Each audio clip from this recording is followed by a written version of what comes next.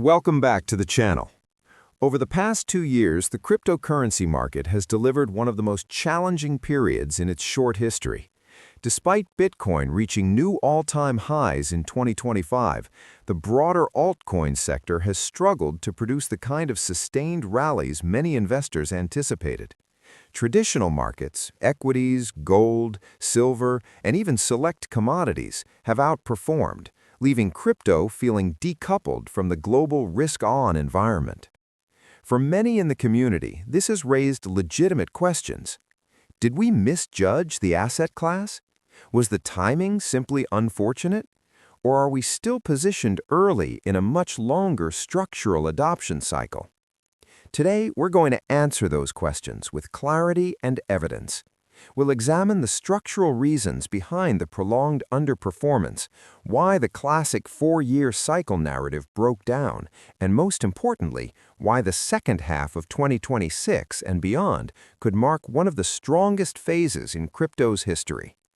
If you find value in institutional-grade macro analysis combined with on-chain and narrative insights, please like the video now, subscribe, and enable notifications. Let's dive in. 1. The myth of the broken cycle. What actually happened? The cryptocurrency market has historically followed a roughly 4-year rhythm tied to Bitcoin halvings and global liquidity cycles. The pattern is well documented. Massive central bank liquidity injections to refinance global debt, interest rates fall, risk assets rally, inflation eventually appears, tightening begins, correction, repeat. This cadence delivered explosive returns in 2013, 2017, and 2021. Many expected 2025 to follow the same script. It didn't. The deviation was not random. It was caused by the most aggressive and prolonged quantitative tightening program the Federal Reserve has ever executed in a post-halving environment. Post-2022, the Fed removed trillions in liquidity from the system, far more aggressively than in any prior cycle. While previous QT episodes drained roughly $700 billion over 18 months, this cycle saw multiple trillions extracted over a multi-year period. The result? Global liquidity contracted at a time that the market desperately needed expansion. Retail capital dried up. Speculative froth never returned. Altcoins, which thrive on excess liquidity and retail FOMO, were starved of oxygen. Key data point: global liquidity growth flipped from plus 15% annualized in late 2024 to negative territory by mid-2025. That single shift explains more of the underperformance than any other factor. 2. Retail is broken. The real reason alt season never arrived. Altcoin rallies are almost always retail-driven. When everyday investors feel confident, have disposable income, and see rising asset prices, they rotate into higher beta names. But retail has been under severe pressure. Consider the following indicators, sourced from QI research, Federal Reserve data, and private sector surveys. Share of U.S. population participating in economic expansion, lowest since the global financial crisis and COVID period. Small business credit availability, lowest since 1990. Consumer stress index, highest since COVID peak. Bankruptcy filings, highest since March of 2022. Credit card delinquency rates, all-time records. Compounding this, the top 10% of income earners now account for approximately 50% of total consumer spending in the United States. The broad middle and working class, the traditional engine of retail speculation, simply have no dry powder left. Google Trends data for file unemployment has surged again in recent quarters. Household balance sheets remain stressed. Without widespread retail participation, the kind of explosive altcoin rotation we saw in 2017 and 2021 simply cannot materialize. 3. The business cycle has been missing in the action. One of the most overlooked realities, the United States has not experienced a proper business cycle expansion since late 2021.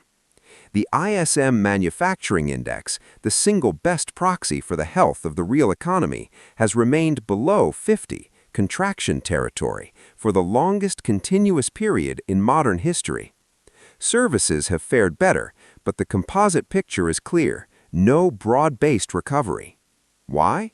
High interest rates plus prolonged QT equal tight financial conditions.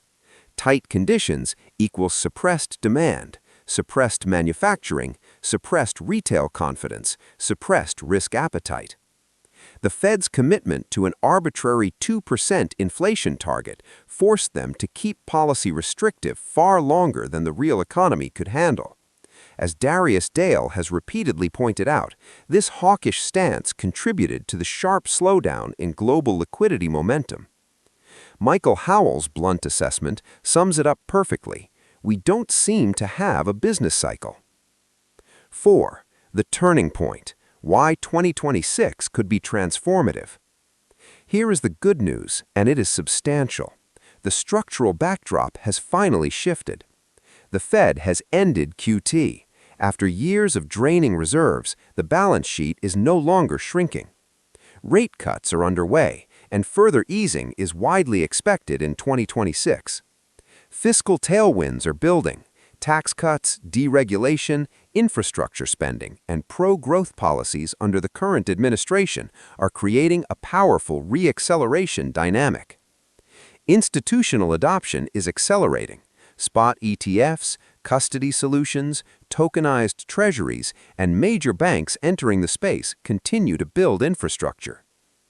ARK Invest's 2026 outlook, published January 2026, is particularly bullish.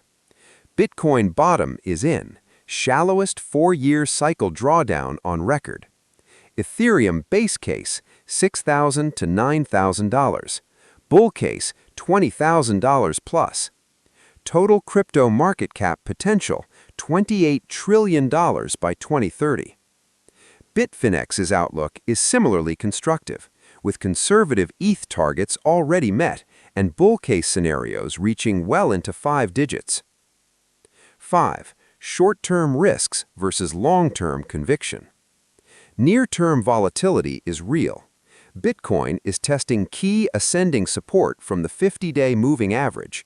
A break below could see a wick toward the low $72,000, or in a true black swan scenario, government shutdown, adverse tariff ruling, unexpected Fed pivot, a deeper flush toward $55,000 to $65,000.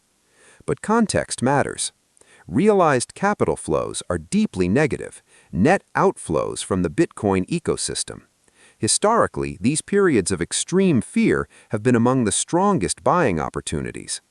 As Warren Buffett famously said, "Be greedy when others are fearful."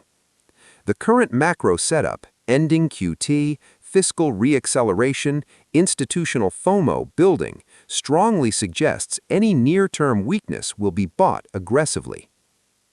Closing, the call to action. We are not at the end of the crypto story. We are still in the early to mid chapters. The last 2 years tested conviction. They shook out tourists from believers. They shook out weak hands. But the structural tailwinds are now aligning. Liquidity returning. Business cycle re-accelerating. Tokenization, payments, and AI adoption accelerating at scale. Institutional capital rotating in at scale. The back half of 2026 and beyond could deliver the strongest risk-on environment this asset class has ever seen. So the question is simple. Are you going to let the darkness of the past 2 years define your future? Or are you going to position yourself intelligently, patiently, and unapologetically for the next historic leg higher? Drop your thoughts in the comments. Which of the 3 mega-narratives, tokenization, payments, AI, are you most bullish for 2026 to 2030? Which level do you see as your personal buy zone for BTC or ETH right now? If this analysis resonated, please hit the like button. It helps the channel reach more people who need this perspective. Subscribe and turn on notifications so you never miss an update. Thank you for being here. We're still early, and the best chapters are still ahead. I'll see you in the next one.